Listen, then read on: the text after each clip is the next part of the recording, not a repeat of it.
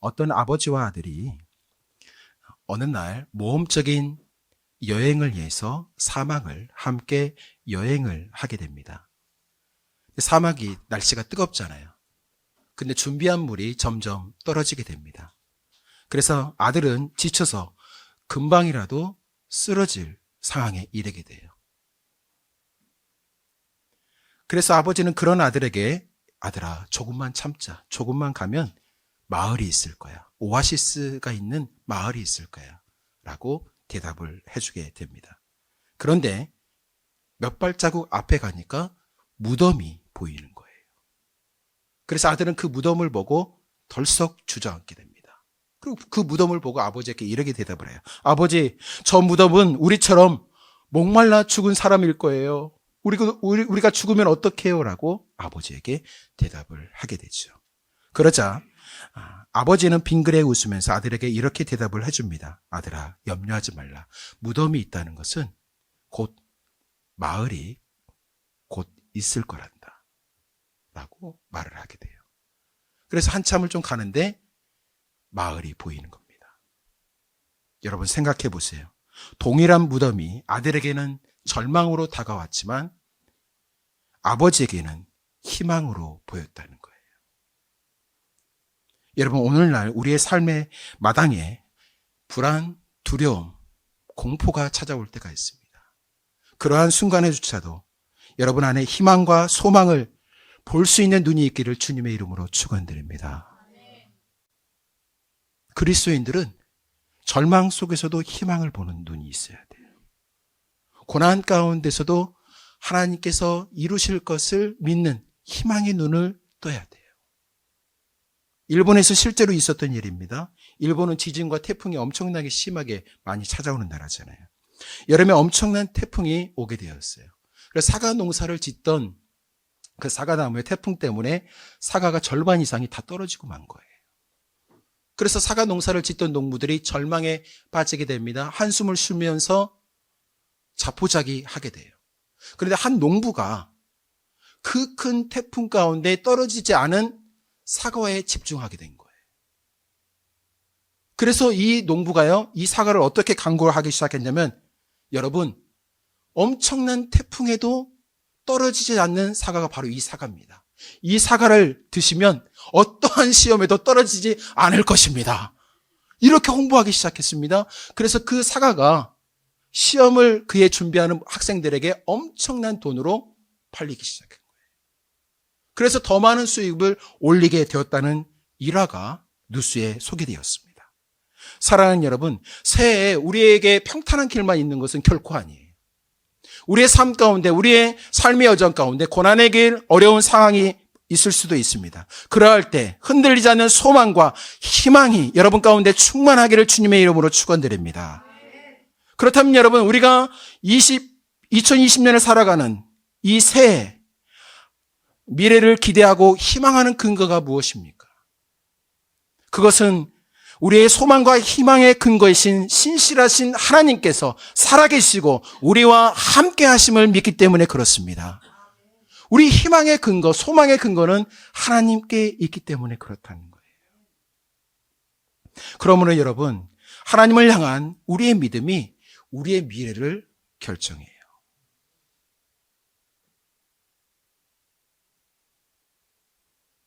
하나님은 우리의 믿음대로 미래를 열어주십니다.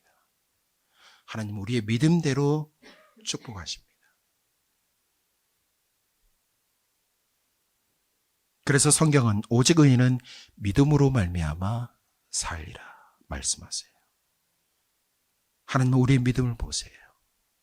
그리고 그 믿음대로 역사하시고 응답하십니다. 그러므로 여러분, 하나님을 향한 믿음이 정말 중요해요.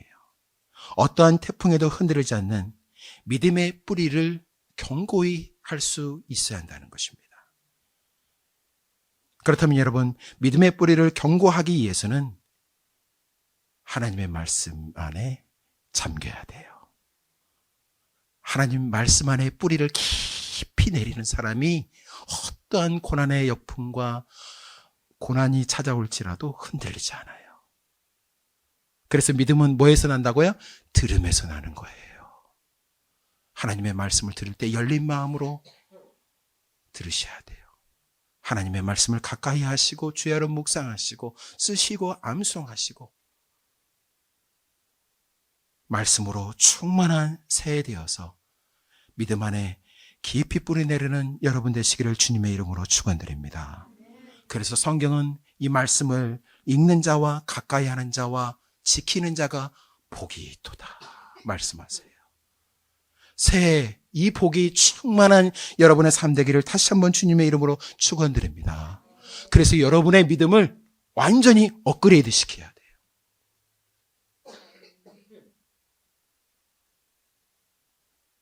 그래서 오늘 본문 이 말씀을 주인공 이스라엘의 3대 왕 솔로몬이 소개됩니다.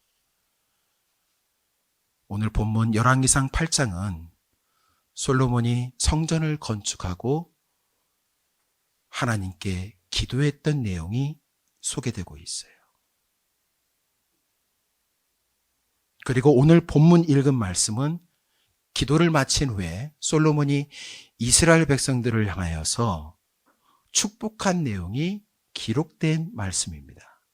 그렇다면 오늘 이 본문 말씀을 통해서 어떠한 시련과 고난의 태풍이 불어올지라도 흔들리지 않는 믿음을 얻기 위해서는 우리가 어떻게 해야 할까요? 새해 우리가 더 깊이 뿌리 내려야 하는 믿음은 어떤 믿음인지 오늘 본문 말씀을 통해서 살펴보기를 원합니다. 그 첫 번째는 기도 응답을 믿는 믿음의 뿌리를 더 깊이 내려야 한다는 거예요.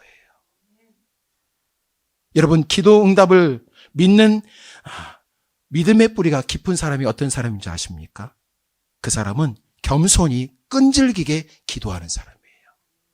겸손히 하나님께서 응답하실 때까지 끝까지 기도하는 사람이 바로 기도 응답을 믿는 믿음의 뿌리가 깊은 사람이라는 것입니다. 오늘 여러분 54절 말씀 함께 읽어봐요. 54절 말씀 함께 읽어봐요. 시작. 솔로몬이 무릎을 꿇고 손을 펴서 하늘을 향하여 이 기도와 간구로 여호와께 아뢰기를 마치고 여호와의 제단 앞에서 일어나. 여호와 제단 앞에서 솔로몬이 뭐 했다는 것입니까? 기도했다는 거예요.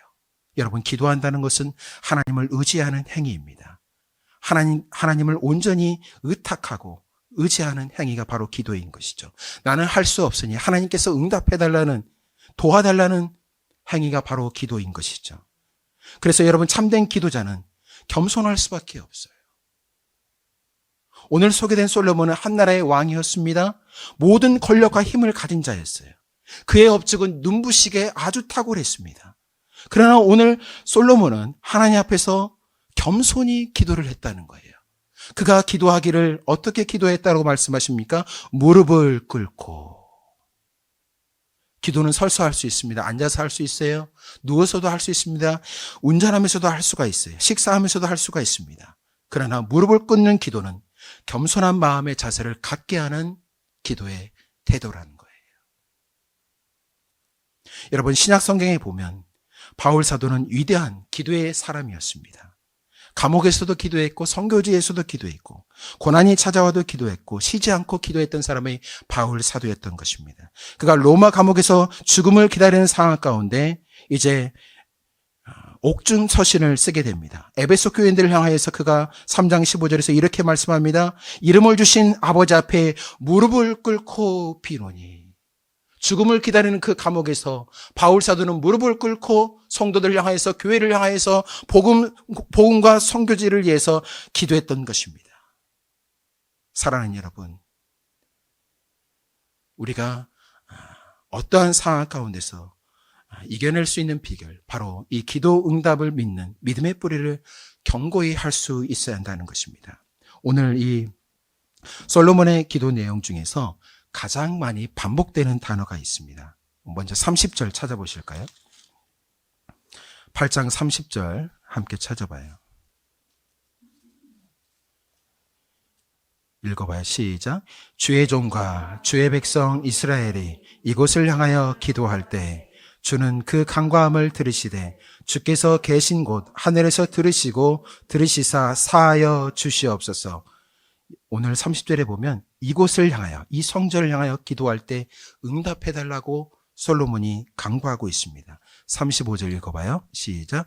만일 그들이 주께 범죄함으로 말미암아 하늘이 닫히고 비가 없어서 주께 벌을 받을 때 이곳을 향하여 기도하며 주의 이름을 찬양하고 그들의 죄에서 떠나거든. 보세요. 여기 이곳을 향하여 기도할 때에 응답해달라는 것입니다. 38절 또 읽어봐요. 시작. 한 사람이나 혹 주의 온 백성이 이스라엘이 다 각각 자기의 마음의 재앙을 깨닫고 이 성전을 향하여 손을 펴고 무슨 기도나 무슨 간구를 하거든 이 성전을 향하여 기도할 때 응답해달라는 것입니다. 또 한번 읽어봐요. 44절 시작. 주의 백성이 그들의 적국과 더불어 싸우고자 하여 주께서 보내신 길로 나아갈 때 그들이 주께서 택하신 성읍과 내가 주의 이름을 위하여 건축한 성전 있는 쪽을 향하여 여호와께 기도하거든. 이 성전을 향하여 기도할 때 응답해달라고 계속해서 솔로몬이 간구하고 있음을 알 수가 있습니다. 다시 한번 여러분 47절에서 50절에 보시면 이스라엘 백성들이 범죄하여 다른 나라로 사로잡혀 갈 때에 그곳에서도 예루살렘 성전을 향하여 기도할 때 하나님께서 응답해달라고 솔로몬이 기도하고 있는 내용이 50절까지 소개되고 있어요. 이렇게 기도했던 솔로몬은 이 기도하는 믿음의 뿌리가 흔들리기 시작합니다. 오늘 이 본문 말씀 이후로 솔로몬이 하나님 앞에 무릎을 꿇고 기도했다는 내용이 소개되지 않아요. 하나님 앞에 간구하고 기도했던 솔로몬이, 그렇게 열정적으로 겸손하게 기도했던 솔로몬이 기도하는 내용이 사라지게 됩니다. 솔로몬은 타락의 길로 걷게 돼요. 솔로몬은 주전 970년부터 40년 동안 이스라엘을 통치하게 되죠. 그가 죽은 이후에 이스라엘은 남과 북으로 쪼개집니다. 그래서 북쪽 이스라엘은 BC 722년에 아수르에서 멸망을 당하죠. 그리고 BC 586년에 남쪽 유다는 바벨론에 의해서 망하고 이때 다니엘과 세 친구들은 바벨론으로 포로로 잡혀가게 됩니다. 다니엘이 포로로 잡혀간 때가 BC 580년이에요. 솔로몬과 다니엘은 약 400년 차이가 납니다. 그런데 다니엘은 바벨론에서 솔로몬이 기도했던 이 기도 내용을 알고 있었어요. 이 약속의 말씀을 다니엘은 알고 있었다는 것입니다. 그래서 다니엘은 포로로 잡혀간 바벨론 땅에서 예루살렘 쪽에 난 창문을 열고 하나님 앞에 무릎을 꿇고 하루에 3번 간절히 하나님 앞에 겸손히 기도했던 거예요. 다니엘서 6장 10절에 이렇게 말씀하십니다. 자기 집에 들어가서 윗방에 올라가 예루살렘으로 향한 창문을 열고 전에 하던 대로 하루에 3번씩 무릎을 꿇고 기도하며 그의 하나님께 감사하였더라. 솔로몬이 그렇게 기도하였던 것처럼 다니엘도 예루살렘을 향하여 창문을 열고 겸손히 하나님 앞에 기도했던 것이에요. 다니엘은 바벨론에서 가장 높은 자리에 있었습니다. 그러나 그는 겸손히 하나님 앞에 무릎을 꿇고 기도했던 사람이에요. 그 끝이 어떻습니까, 여러분? 하나님께서 바벨론에서 다니엘을 가장 높은 자리로 세우시고 기적과 은혜를 베푸시고 풀무불에서 건지시고 사자굴에서 건지시며 살아계신 하나님의 영광을 나타내는 축복의 통로가 되었던 것입니다. 다니엘의 삶이 너무나도 아름다워요. 그 끝이 아름다워요. 솔로몬의 삶과 너무나도 대조적이에요. 다니엘은 기도 응답을 믿는 그 믿음의 뿌리를 깊이 내렸던 사람이에요. 사랑하는 여러분, 2020년 이제 첫 주일, 첫 발을 내딛습니다. 하나님의 기도 응답을 믿고 그 믿음 안에 깊이 뿌리 내려서 기도하시고 응답받고 살아계신 하나님을 만나는 새해 되기를 주님의 이름으로 축원드립니다. 두 번째로 여러분, 오늘 이 말씀을 통해서 우리가 어떤 믿음의 뿌리를 더 깊이 내려야 할까요? 그 두 번째는 하나님의 약속을 믿는 믿음의 뿌리를 더 깊이 내릴 것을 우리에게 말씀하고 있다는 것입니다. 56절 함께 읽어보도록 하겠습니다. 시작. 여호와를 찬송할지로다. 그가 말씀하신 대로 그의 백성 이스라엘에게 태평을 주셨으니 그 종 모세를 통하여 무릇 말씀하신 그 모든 좋은 약속이 하나도 이루어지지 아니함이 없도다. 솔로몬이 이제 이스라엘 백성들에게 축복의 메시지를 주는 건데요. 오늘 56절 말씀을 보니까 그가 말씀하신 대로, 하나님께서 말씀하신 대로 이루셨다라고 백성들에게 가르쳐 주는 거예요. 그리고 하반절에 보면 그 종 모세를 통하여 무릇 말씀하신 그 모든 좋은 약속이 하나도 이루어지지 아니함이 없도다. 이스라엘 백성들에게 무엇을 강조하고 있습니까? 하나님의 약속을 믿는 그 믿음의 뿌리를 깊이 내릴 것을 강조하고 축복하고 있는 내용이 소개되고 있는 것입니다. 사랑하는 여러분, 이사야 65장에 보면 하나님을 소개하기를 미쁘신 하나님이다라고 소개하고 있어요. 미쁘시다라는 단어의 의미가 무엇입니까? 신실하다라는 뜻이 담겨져 있어요. 신실함이란 말에 책임을 지는다는 의미가 담겨져 있는 것입니다. 하나님은 그분의 약속에 신실하신 분이십니다. 약속을 반드시 책임지시고 이루시는 분이라는 사실이에요. 여러분, 이 사실을 믿으십니까? 그렇다면 이 성경은 언약의 책, 약속의 책인 것을 우리가 알 수가 있습니다. 여러분, 이 쓰여진 이 언약의 책, 약속의 책을 100% 믿고 순종할 수 있기를 주님의 이름으로 축원드립니다. 여러분, 이스라엘 백성들이 이집트를 떠나 홍해 앞에 이르게 됩니다. 출애굽기 14장 15절에 이렇게 말씀하세요. 여호와께서 모세에게 이르시되 너는 어찌하여 내게 부르짖느냐? 이스라엘 자손을 명하여 앞으로 나아가게 하라고 말씀하세요. 여러분, 홍해는 갈라지지 않았습니다. 홍해는 그대로 있어요. 그런데 하나님께서 나아가라고 말씀하고 있습니다.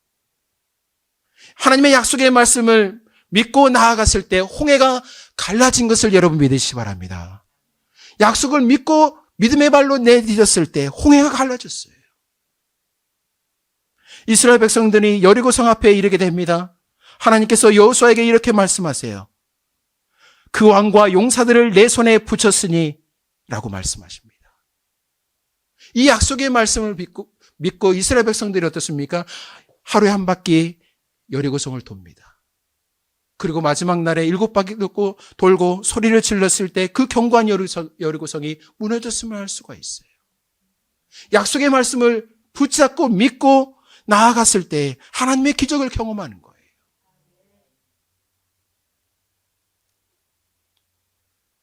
사랑하는 여러분, 2020년 여러분의 삶의 여정 가운데 홍해와 같은 장애물이 있을 겁니다. 절대로 무너지지 않을 것 같은 여리고성과 같은 문제가 여러분 앞에 다가올 수 있어요. 그때 하나님의 약속을 믿고 나아가기를 다시 한번 주님의 이름으로 축원드립니다. 약속한다면 그 약속이 여러분 삶 가운데 기적으로 반드시 다가올 걸 믿습니다. 마지막으로 오늘 이 본문 말씀을 통해서 하나님께서 우리가 더 깊이 뿌리 내리기를 원하는 믿음은 무엇일까요? 그것은 순종하는 믿음의 뿌리를 더 깊이 내리기를 원하신다는 거예요. 야고보서는 이렇게 말씀하십니다. 행함이 없는 믿음은 죽은 믿음이다 라고 말씀하세요. 그래서 오늘 솔로몬은 58절과 61절에서 계속해서 반복을 하고 있습니다. 먼저 58절 말씀 함께 읽어봐요. 시작. 우리의 마음을 주께로 향하여 그의 모든 길로 행하게 하시오며 우리 조상들에게 명령하신 계명과 법도와 율례를 지키게 하시기를 원하오며. 여기 보세요. 마음을 주께로 향하여 그의 모든 길로 행하게 하시오며. 61절 말씀 또 읽어봐요. 시작. 그런즉 너희 마음을 우리 하나님 여호와께 온전히 바쳐 완전하게 하여 오늘과 같이 그의 법도를 행하며 그의 계명을 지킬지어다. 반복되는 단어가 있습니다. 마음으로 행하며 마음으로 그 법도를 지키라. 솔로몬 왕이 백성들을 향하여 첫 번째 준 이 축복의 메시지인 것입니다. 그런데 여러분, 이렇게 고백하고 이렇게 축복했던 솔로몬은 하나님 앞에서 이 순종하는 믿음의 뿌리가 흔들리기 시작합니다.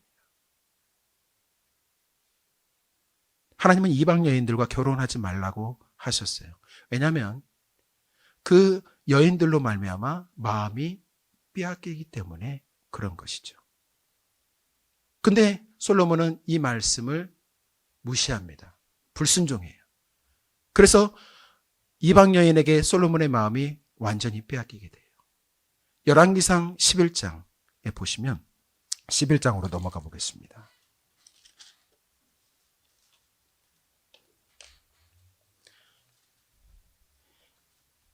11장 1절과 2절 함께 읽어보겠습니다. 시작. 솔로몬 왕이 바로의 딸 외에 이방의 많은 여인을 사랑하였으니 곧 모압과 암몬과 에돔과 시돈과 헷 여인이라. 여호와께서 일찍이 이 여러 백성에 대하여 이스라엘 자손에게 말씀하시기를 너희는 그들과 서로 통혼하지 말며 그들도 너희와 서로 통혼하게 하지 말라. 그들이 반드시 너희의 마음을 돌려 그들의 신들을 따르게 하리라 하셨으나 솔로몬이 그들을 사랑하였더라.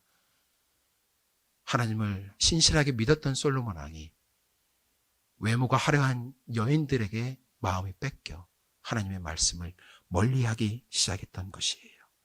그래서 하나님은 솔로몬을 너무나도 사랑하기 때문에 솔로몬에게 나타나서 제발 나에게 마음을 돌이키고 다시 돌아올 것을 2번이나 말씀하십니다.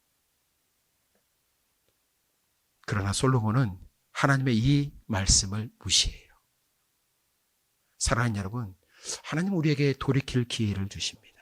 주님께 돌아올 수 있는 찬스를 주세요.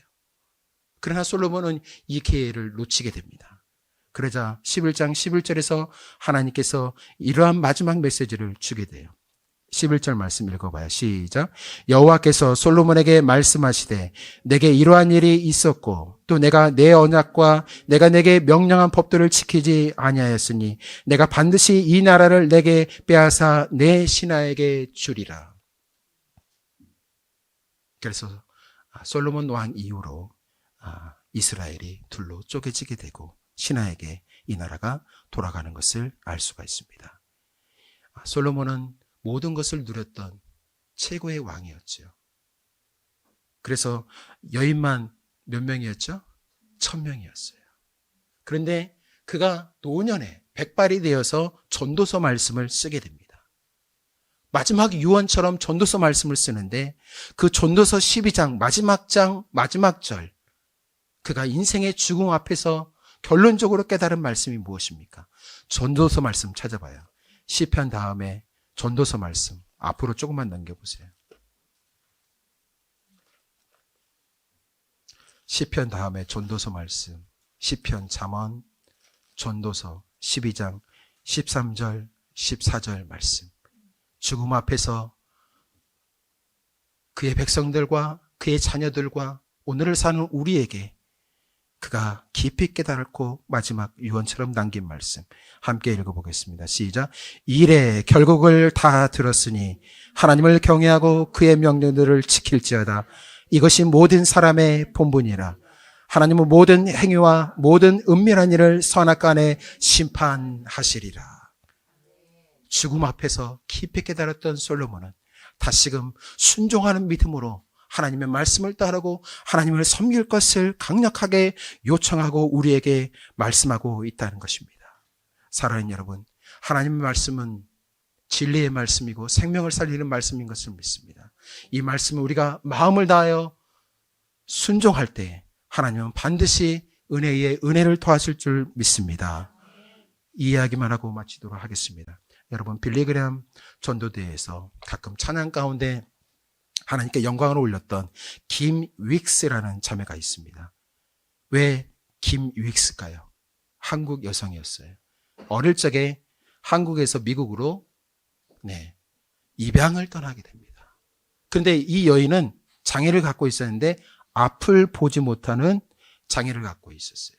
그런데 찬양을 통해서 전국을 돌아다니면서 하나님께 영광을 올렸던 자매입니다. 근데 그녀가 이런 간증을 했어요. 제가 앞을 보지 못하고 걸을 때 사람들이 계단이 있어요. 돌이 있어요. 사람들이 있어요. 이렇게 알려준다는 거예요. 그런데 사람들은 나에게 100m에 뭐가 있어요? 1km 지점에 뭐가 있어요? 라고 가르쳐 주지 않는데요. 저를 인도하는 분의 말을 믿고 따르면 늘 목적지에 안전하게 이룰 수 있었다는 것입니다. 믿음의 삶도 이와 마찬가지래요. 우리의 삶 1년 후, 5년 후, 10년 후에 알 수 없지만 오늘을 사는 이 현실 앞에 하나님께서 한 걸음 한 걸음 인도하실 때 순종하다 보면 홍해를 건너고 광야도 지날 수 있다라고 그녀는 고백을 합니다. 사랑하는 여러분, 2020년 새해가 시작이 되었습니다. 하나님은 매 순간 우리의 걸음을 한 걸음 한 걸음씩 인도하실 신실한 분이신 것을 믿으시기 바랍니다. 그렇다면 여러분, 순종하는 믿음으로 깊이 뿌리 내리기를 주님의 이름으로 축원드립니다. 하나님의 그 약속의 말씀을 믿고 그 말씀 안에 깊이 뿌리 내리기를 다시 한번 축원드립니다. 기도하겠습니다.